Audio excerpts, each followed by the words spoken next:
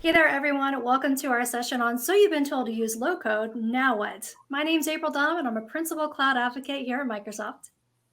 Hey, and I'm Scott Giroux, and I'm a solution architect and Microsoft MVP.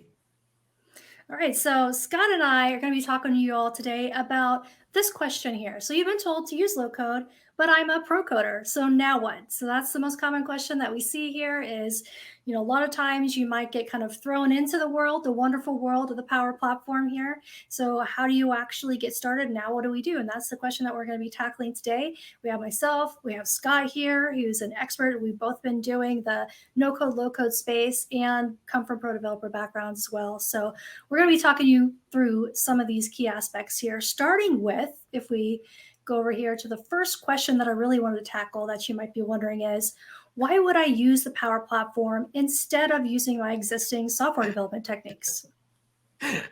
Am I allowed to say this is a question I ask myself a lot? Yeah, I think we've all been there. Everyone that has went from the pro code side to the Power Platform side has all asked this question. Yeah, it is kind of a loaded question, and but I really don't think it can be an either or thing. I don't think it's a binary thing because the worry is, and I had the same challenge when I first started with low code, coming from a very strong pro code background. I started to ask myself, okay, well, what about performance, and what about the control I have over the various different aspects of software development, and now I work with teams where I'm trying to find that perfect balance as far as I can. I mean, I don't think there really is a perfect balance to find that, where we're using the ideal amount of low code and the ideal amount of pro code. What we want to try and do is we want to find a way of getting as far as we possibly can with low code. I mean, Microsoft talk about no cliffs. Unless your name happens to be Cliff, of course. But it's like, well, you get to the point where you've pushed that low code platform as far as you possibly can, and then you can start to use your other software development tools like C# and TypeScript. And I think that's the point here, is that these are all tools that we bring to the table in software development. But I think also, perhaps more importantly, using the Power Platform means at the beginning of that software development cycle. And I think this is quite different to the way that perhaps you would do software development in a more traditional way. Early on, you can do a lot more, deliver functionality and get a lot more user interaction, and perhaps people who are not pro coders can actually you can start to collaborate a lot earlier on. And of course, the quicker you can do that, the better decisions you can make in that software development lifecycle. So yeah, I think really the reason why is that it can speed it up, and also it can mean that it's a lot more of a collaborative process. Yeah, and I think when we get to the question of like when should I use, like pro code versus no code, low code, code first, and all that. I mean, it's not often people think it's an either or, and I think that's the point that we hope to get across today is it's not an either or scenario. You can use both together, and they work well that way together as well. So maybe it makes sense if we kind of start with what's just a general overview of what do we even have here with the Power Platform, right? Yeah, well, I mean, you've got so many different tools now, and the Power Platform seems to be expanding on, like, almost like a weekly basis, and you get new functionality coming out, and then new areas of low code development. And over time we have that low code replacing where you traditionally you needed to write pro code. But it's very much this layering, because I mean the Power Platform is all built on the various different aspects of Azure, and so you can still deliver all of those microservices and integrate with legacy systems, and so you can then still create an application that doesn't necessarily have to have this sort of big bang approach. You can incrementally replace that functionality that you perhaps is entirely pro code gradually with all these different low code tools, and then using Azure you can then still integrate where you need. Yeah, like this is that you mentioned no cliffs experience. I mean, this is exactly it. We have this base set of products with the Power Platform to be able to do no code, low code development from, mobile applications to automation and chatbots and all that stuff. And, sometimes you feel like you're kind of stuck within the bounds of that. But with these integration points that you're seeing here with Azure and other things, really able to push those limits of what's possible out of the box. Yeah, and an example of that would be using Azure to expose like an Azure function, any API, and then you can use Visual Studio to develop that, like the traditional tools that you're used to using, and then you can then consume that inside the Power Platform and create reusable components, and that's what allows this collaboration really, because once you've created these reusable, composable elements that then exist in your kind of ecosystem. I mean, that's the buzzword, right? Ecosystem. Everyone's talking about ecosystems now, but I mean that's what we're doing is we're creating those reusable components that can be then consumed and discovered by both other pro coders as well as low code makers. Yeah, I mean, so many things we can do. We'll see more sessions later on today too about this pattern of integrating your backend APIs with the Power Platform. Now, the next big question, though, that I would like to pose to you, and everyone's probably wondering, is what really makes the Power Platform different from low code tools in the past? So we've all been there. We know low code itself is not a new concept. I know myself. I come from a SharePoint development background, so I've used InfoPath, SharePoint Designer. Those were low code tools. So, what really sets the Power Platform apart and makes it different than low code tools of the past? Yeah, well, I think that obviously collaboration probably is the biggest element there. I mean, where you can co-author with other people who don't have necessarily the same skill sets as yourself. But I mean, yeah, we've been there in the software development world. We've been through it. We've been through so many different raisings of level abstraction.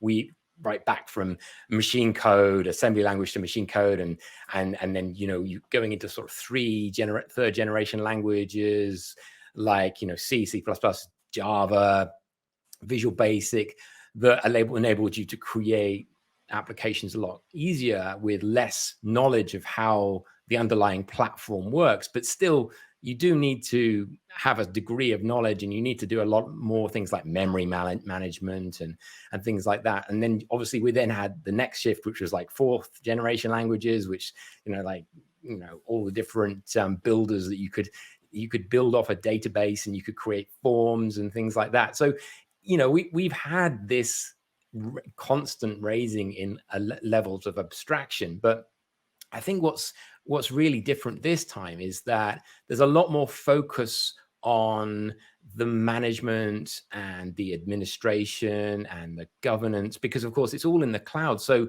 we can share services a lot easier. We can see which services are being used, and the Power Platform has got security built in. It's got it baked in right from the beginning, and so all of these things that previously we had to manage, like let's just take deploying things, where if you were doing a SQL database deployment, you had to manage the difference in the scripts. You had to work out what changes were needed to be applied to your database, and then go and create that script, and then manage the versioning and things like that. So that created quite an overhead, and it was very easy to underestimate the impact of that, even with fourth generation languages. And so with this next level up in abstraction, not only we've got all those benefits of the increased level of abstraction, we've also got all the better visibility, management, and governance. And that I constantly see that, and I'm sort of have to pinch myself, because it's like,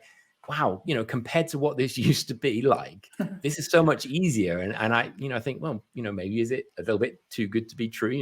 What's the catch here? Yeah, I think that's, again, you hit the nail on the head of what really sets it apart. It's very feature rich. It's scalable. Lots we can do from an ALM standpoint and all that, which of course we'll see more later on today.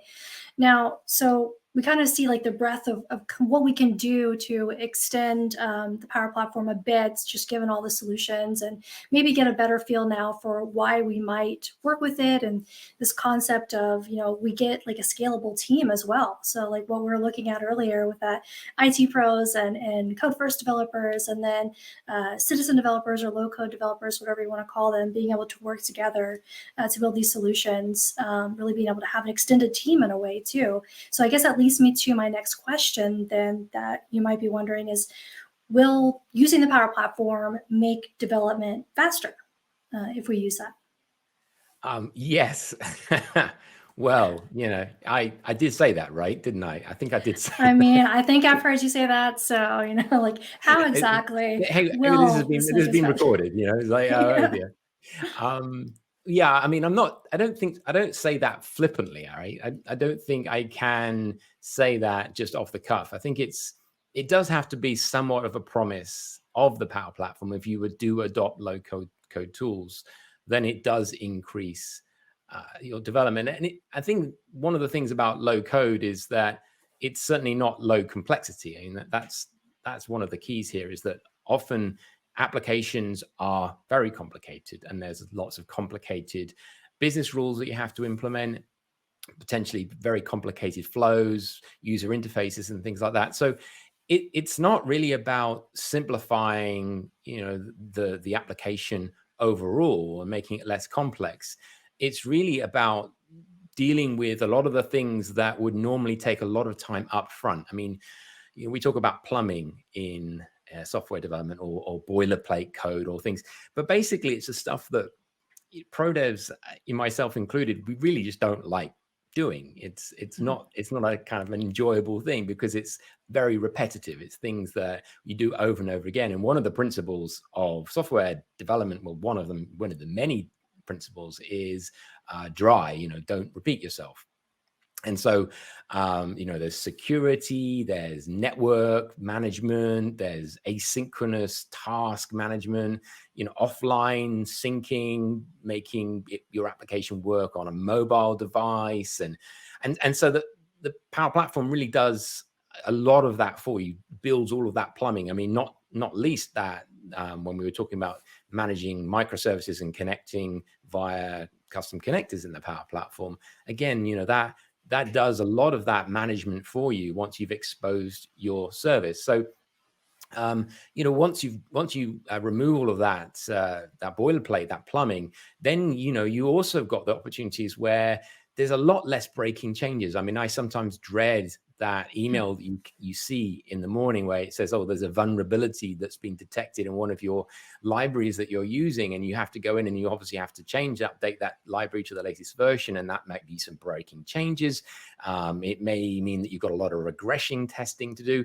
And the awesome thing about the Power Platform is that Microsoft largely handle that for you. So you don't really need to get into this management of all the different dependent libraries. And so, yeah, I think that, I mean, I mentioned plumbing. I mean, did I mention plumbing? Less plumbing? Yeah, I think I did. Yeah. Yep. I mean, that's huge for me. And I think that really does speed up the overall development. So you can get that application out there a lot quicker and get people to give you feedback. Yeah, and I think that, everything that you just said kind of touches on a few things. Like if we show the control versus responsibility, so we have a slide that we show there where it kind of has a graph where it shows, responsibility versus control and where the Power Platform fits in. So I think this touches on a lot of what you said. So obviously, custom dev having the most control over that, but that's the most responsibility as well. Package app being at the other end, and then Power Apps nicely there in the middles. Yeah, exactly. And I mean, technical debt is probably one of the biggest words you hear in software development. If you listen to any meeting, any Scrum, any stand up or anything, any software development related management, you'll hear technical debt all the time, and it's a problem that we've always had. And the more features that you create, the more code you've got to maintain, the more regression testing you've got to do. So it means that the available time you've got to create new features goes down. And especially as applications progress. Sometimes even the development teams shrink. So yeah, anything that can do to reduce the amount of things that you need to maintain will give you more time to focus on more features and making your overall application better. Exactly. So I say we move on to the big question though here, and that's how do we actually extend this thing? So we talked about all the great it's going to save us time. We're bought into the low code now. Now how do we actually go and work with it and use our code first tools to extend it? Yeah, absolutely. And this is to me one of the special parts of the Power Platform, and I think it really does separate it apart from other low code platforms. Is that not only can you extend it by adding on external services, you can add on functionality inside the Power Platform. You can actually augment functionality that then basically will be part of the out of the box functionality, and then it's usable by low code makers, functional consultants, or even other pro developers. So, you can see here, there's all of these different aspects of the Power Platform. So like, C Sharp, Dataverse, pipeline plugins, you can actually create C Sharp code, which then runs inside a pipeline. So when a request comes in, and that can be from a Power App, it can be from a flow, it can be some external API call. Then we can then intercept that call, and we can put code inside that pipeline so that it can perform logic, it can do validations, it can create other records. And really what's so special about it is that it actually then exists inside the transaction. So if you do something like creating other records, you can actually roll that back, and so that it becomes much more atomic. And that's very special. But obviously there are low code alternatives coming out for that as well. But if you do need to get to that point, you can do it. And the same with C Sharp, Dataverse, custom APIs. It's kind of the same principle. What you're doing is you're creating functionality that looks like it's native Dataverse. So you've got a normal standard call that's been made to Dataverse to do all of the standard out of the box functionality. And then you've got external clients, Power Apps, flows, etc., making these additional calls to an extended API that you can create yourself. So it's almost like you're making Azure functions internally within inside Dataverse. I mean, it's not exactly like that, right? But that's kind of Yep. what you're creating. You're creating these little units of work. And the virtual tables, I love the fact that virtual tables are getting Yeah. so much goodness and so much attention at the moment, because what we're seeing is that you can sort of attach these external data sources, so that as far as anything that's interacting with Dataverse, it kind of looks like it's actually part of a standard table. You would create normal tables, and this is great because you don't have to then pull in that data externally. You can just sort of connect to legacy systems or existing systems, like an ERP system that you just don't want to duplicate that system, but you do want to use that inside a Power App in a much more consistent way alongside your standard Dataverse. And then also you might want to sort of gradually migrate a legacy system. And so this kind of gives you that opportunity. And there's all these out of the box providers. And now there's this fantastic wizard that just allows you to then go in and just sort of, with a few clicks, you can go and bring in some data from SharePoint, bring in SharePoint lists, or you can connect to SQL Server and you can bring in tables, so that then, they're just existing there inside your Dataverse alongside all the rest of the data. And then a part that's really close to my own heart, which is the PCF, the Power Apps Component Framework, creating these reusable components. Again, that's really the component-based architecture of the Power Platform is huge for me. And so once you publish these components that's sort of extending the user interface, that means that then you can have makers just using those components as though they were just part of the standard Power Apps user interface. So you've got consistency of user interface, but you've also then maybe got additional functionality, like some complicated graphs, or maybe some map services, or some complex data grids. And actually, the Creator Kit from PowerCat is a great example of that, where it bridges the gaps between the Fluent UI that you get in Office and SharePoint, all these kind of areas that Microsoft are using the Fluent UI, and then it brings those controls inside Power Apps, so you can quickly visualize really quite complicated tabular data, etc. So yeah, I mean, it's there's all these areas, and like Power Pages, which is obviously a really exciting new part of the Power Platform. There's all of these areas that we've got inside Power Pages, which make it very easy to create external facing applications. So you've got external users or even internal users just interacting, but not necessarily needing to use an internal Power app, a custom page, or a Canvas app. And so what we can do is we can use a sort of the content management out of the box, but we can also create this additional JavaScript, TypeScript, HTML, CSS functionality inside our Power Pages, which then interacts with Dataverse alongside all of the standard out of the box functionality. So, it's like the possibilities are endless to extend Power Pages. You can create something that just doesn't look at all like the templates that you might get just by dragging controls using those standard data controls. And then lastly, custom connectors. And this is fantastic because it really does open up a whole world of things that in the past were very complicated to do, because in the past, if you wanted to integrate to external systems with things like the Dynamics CRM, and before that, in the dim and distant history when we used to extend what its Dataverse is called now, but it would be very difficult. You would have to do things like having batch imports and exports, and you'd have to have C# plugins calling external services, and it all started to get very complicated and hard to maintain. But now with custom connectors, it's just great. We could just call external services that are exposed through RESTful APIs, and use low-code tools to interact with those services.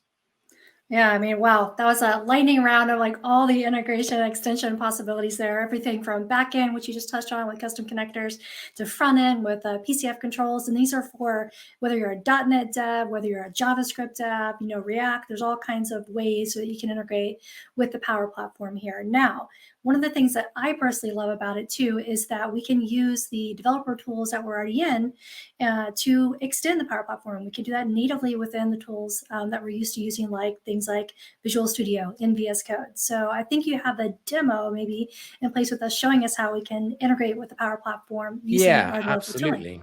Let me just switch over to that.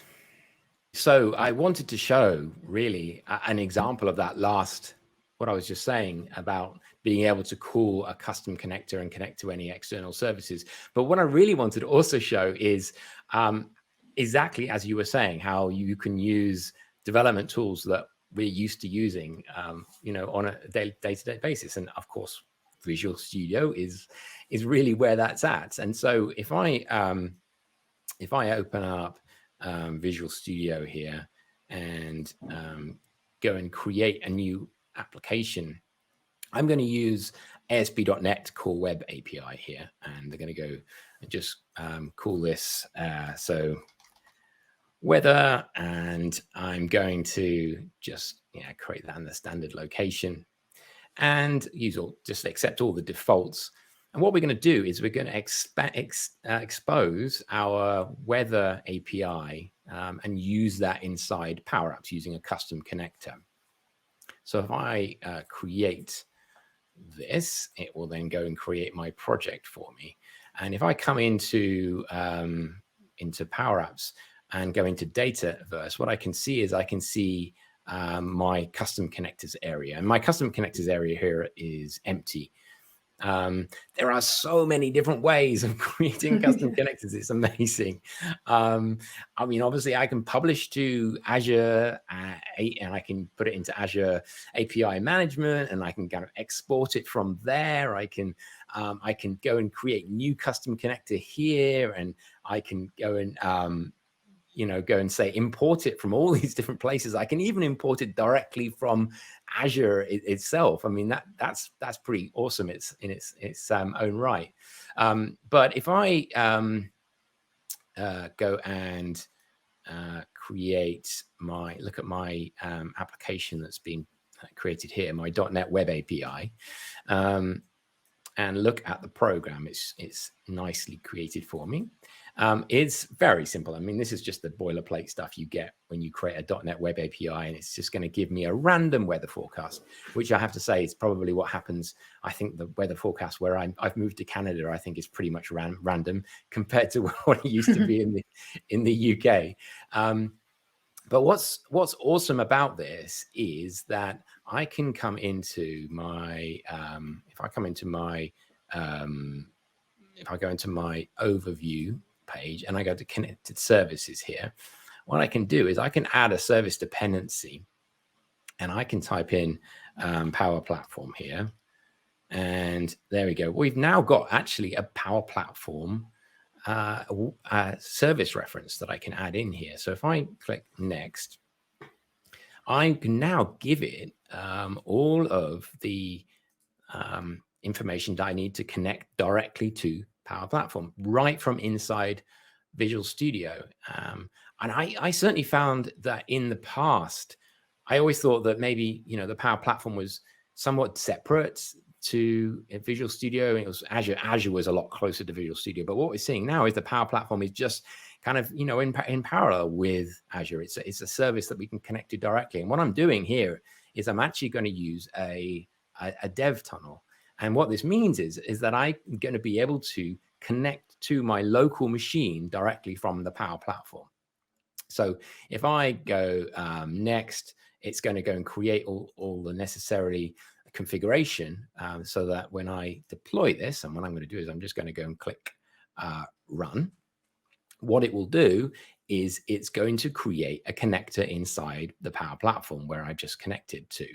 And so that means that if I come over into Power Apps here and make sure that I'm in the right, so I need to, yes, tell it that I can connect to my dev tunnel, which is good.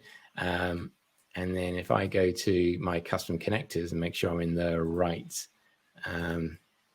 environment, which I wasn't, so that wouldn't have seen. Good job I checked that. It would have made the demo quite short. So if you go to custom connectors here, and okay, there we go. I mean, weather _ connector. It would have been nice to show you that it was empty first. I mean, it looks like it's something up my sleeves. I trust right? you. Yeah. It did look like it was something up my sleeves. However, this is what's so cool about it, right? There's no host here. There's absolutely nothing. There's no base URL. And so for those of you who've created custom connectors, you'll know that that's a bit weird. Well, what exactly is going on there? And so if I go over to test and go and say, right, come down to my test operation. Well, firstly, what I need to do is, first thing I'm going to do is go and create a connection to that. So here we go, new connection, and then create that. So it's just going to authenticate me against that connector. So now when I come back into that connector and go down to test like that, I can now click test operation, and it should now give me, there we go. It should give me all of the different temperatures. But that's just to show what's going on here. If I go into my program here and go into my weather forecast service, and I put a breakpoint here, let's just see what happens now. So let's go back to my connector and go test operation. Look at that. It's actually now gone, and because what it's done is it's actually connected through that dev tunnel, and it's now allowing me to debug that connector. Wow, I love that demo. It really shows the full breadth of what we can do here with extending the Power Platform, staying in our developer tooling like Visual Studio, having it actually go and integrate with our backend services by creating that custom connector, and even having that debugging real time with that tunnel there. So that was a really cool demo. Thanks for showing that off, Scott. No problem. Yeah. All right. So why don't you say we leave everyone with some resources here? We've shown a lot today about how to extend the Power Platform. So lots to learn and wrap your mind around. We do have some developer documentation there. So there's a short link if you go to aka.ms/pp/dev. That's basically going to be kind of a one-stop shop to see everything you need to know about developing on top of the Power Platform. And then this event, the Powerful Devs Conference, is actually going alongside the Low Code February event. So this is a month long for the whole entire month of February event where we have daily blogs and workshops and things like that to learn about what we're talking about today, extending the Power Platform with your code first skills. So if you want to take part of that, we have a cloud skills challenge that goes along with that as well that you can complete and just learn more about everything that we're talking about here. And if you want to get started, if you're inspired by what we showed today and you want to get your hands on it and see what you can do, best way to get started is to sign up for a Power Apps developer plan. So that gives you a free developer environment that you can go and start testing some of these functionality that we showed you today. So hopefully that gives you everything that you need to get started. Thank you so much for watching our session. Thanks, April.